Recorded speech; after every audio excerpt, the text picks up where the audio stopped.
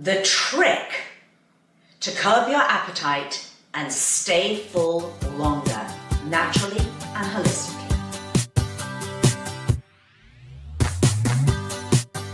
Hey, I'm Sophie.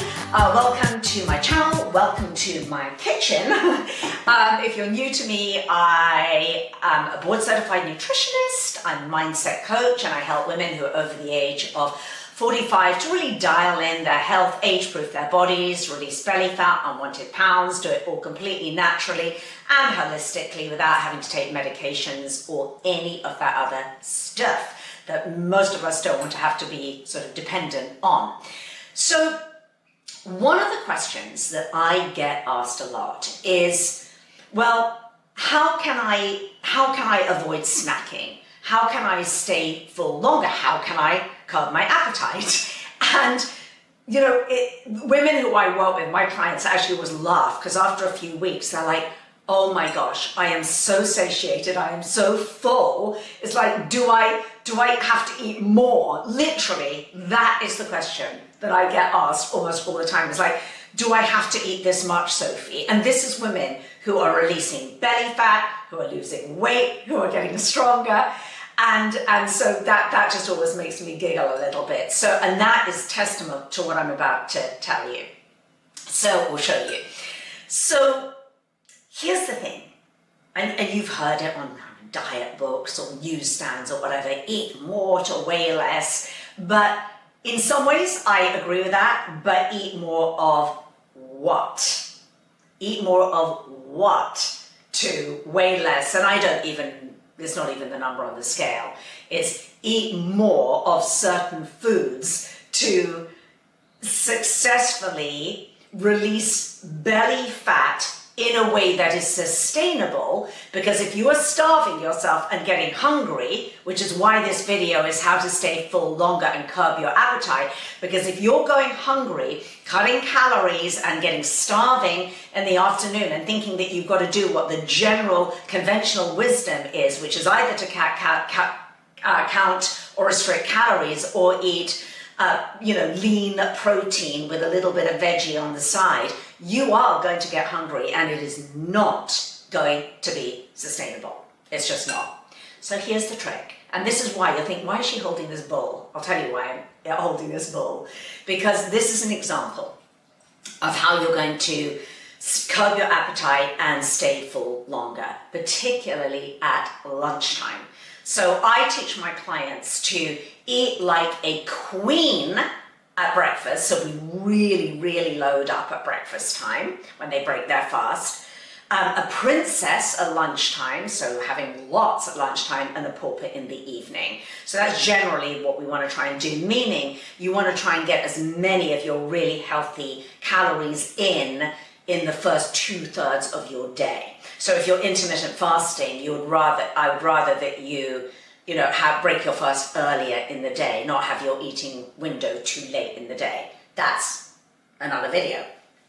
But for this, so how do you stay full faster? So this bowl is the size of the bowl. Let's come in really close. It's empty, this bowl right now. But this size of the bowl, you might think, well, that is the size of a bowl for 2 people or whatever. No. This is the amount of food, this bowl being absolutely full, that I eat for lunch every single day. Every single day.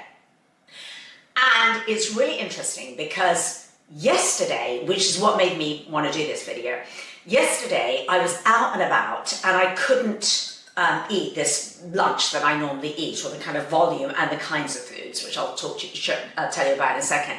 But I couldn't because I was out and about. And so I just grabbed a sandwich. I grabbed a little sandwich. And, it was a healthy sandwich. It was a plant-based sandwich. It was super, super thin, with little, it was almost like a kind of panini, whole wheat panini kind of situation. So I ate that. And it had a little, tomato and avocado and a little bit of vegan pesto in it or whatever. And it was about this big. And about 4 hours later, I was starving. But I mean, I was so hungry that I was just like, either I'm going to have to eat a massive snack, or I need to have dinner at like literally, I had it at 12, so 1, 2, 3, 4, at like 4:30, I need to eat now. But it was that kind of ravenous hunger. And what I found with so many of my clients is that before they started working with me, they were doing the conventional kind of wisdom, which is they would be told to have a little bit of lean protein, like a chicken breast, a little bit of lean chicken, which, by the way, just as an aside, modern day industrially farmed chicken is not lean protein anymore. It has 80% more fat because of the way that they're bred than a chicken did 60 years ago. It's double in size, 80% more fat. You're actually getting more fat than protein, honestly, and a ton of sodium. That's just a little aside, because there are so many foods that people think, oh, it's super healthy just to have a little chicken breast, and it's really not. In terms of, you know, I think one of the most common foods that is implicated, actually, funnily enough, in the inability to lose weight and belly fat is, interestingly, chicken. And then second to that is salmon, which is also very high in fat and cholesterol. So, but women would come to me and they go, Sophie, but I ate what I was told to eat by my nutritionist or dietitian or doctor or something I read in a diet book, and just told to have, you know, a little bit of this with some veggies on the side. And then 3 or 4 hours later, I'm absolutely starving. I'm super hungry. Yes, of course you are, because you're not eating enough food. You're not actually eating enough volume of food. So then let's get back really quickly to, again, this is the size of the bowl. This is the size of volume that both my husband and I eat every day.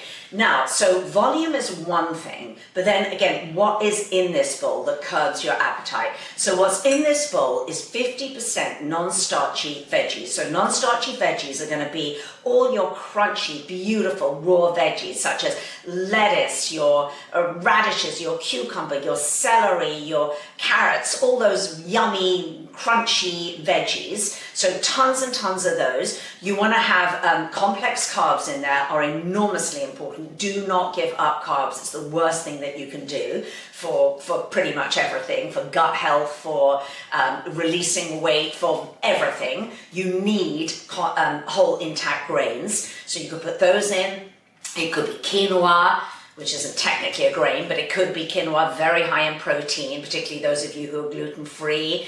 If you're not gluten-free, you could do a farro, which is delicious. You could do a little brown rice or wild rice, but you're getting your body's preferred source of fuel, right? Fuel, like slow-release glucose to give you energy and keep you full until dinner time. So you want to have that in, and then you want to have a ton of plant-based protein. So plant-based protein is also a complex carb, but and this is really the trick here. We're getting to the big hack and the trick here. So really what you want to load in this bowl are beans and lentils, right? And it can be any kind of bean. It can be black bean, pinto bean, black-eyed bean, butter bean, I don't care what kind of kidney bean, any kind of bean that you want, lentils as well. And you can buy, you know, pre-cooked lentils. You throw a cup in there. Peas as well, green garden peas. It could be edamame beans, which are organic, shelled. You buy them frozen, edamame beans. Whatever it is, that's what you want in there. But I really want you to think of beans and lentils. Why? Because they have what is known as the second meal effect. And what that basically means is it'll keep you full longer.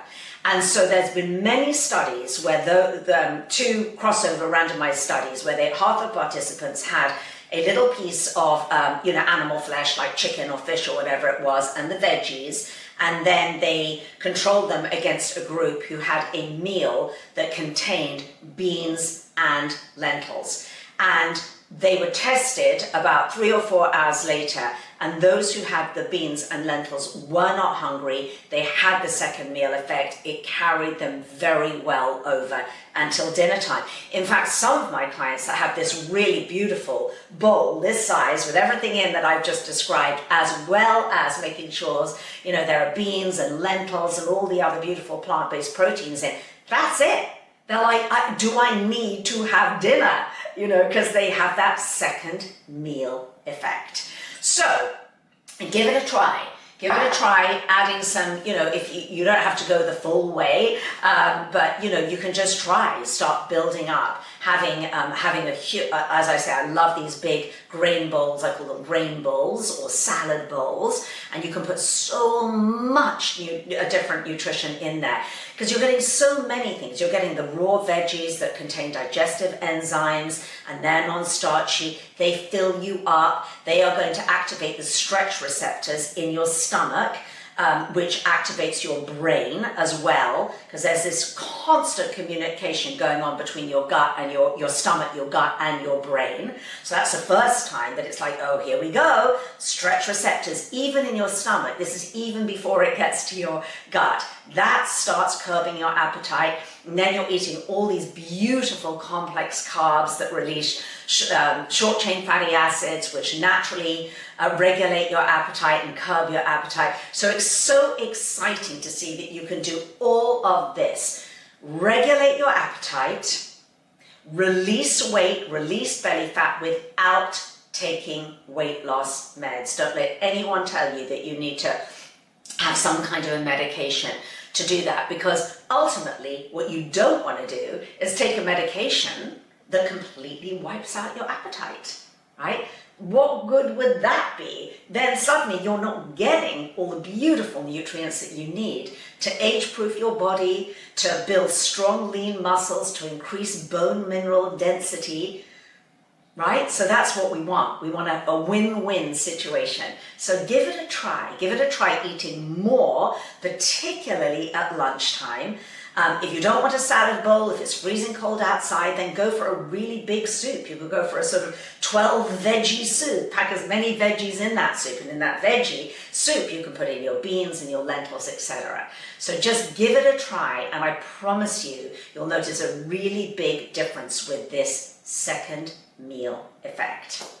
I'll see you next time. Make sure you look at some of my other videos, because there are tons of videos on nutrition and everything else pertaining to helping to get you in the best shape of your life, and more importantly, how to sustain it. I'll see you next time.